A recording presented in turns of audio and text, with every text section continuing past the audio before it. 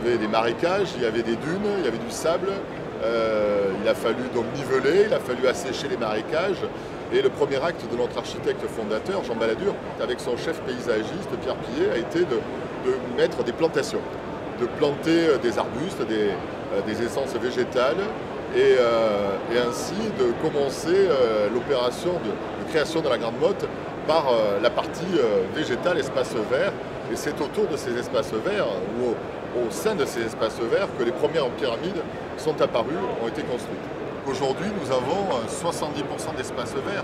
Et si on rapporte au nombre d'habitants permanents, c'est-à-dire 9000 habitants à l'année, c'est aujourd'hui 330 mètres carrés par habitant d'espace vert que nous avons à la Grande Motte. On ne peut pas aujourd'hui parler de la Grande Motte, de ses pyramides, sans parler de son jardin méditerranéen, cet écrin de verdure qui entoure les pyramides.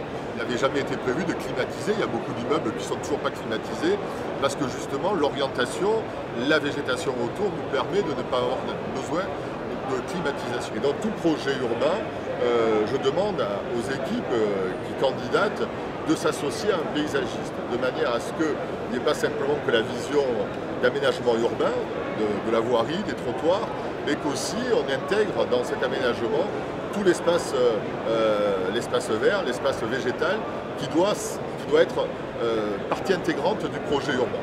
On poursuit en tout cas l'objectif aujourd'hui. Nous avions 2 fleurs lorsque j'ai été élu en 2008. Nous sommes passés à 3 fleurs en 2010. Aujourd'hui, on est sur la voie de la 4e fleur. Nous voulons maintenir cette image de ville verte qui est intégrée avec notre patrimoine architectural.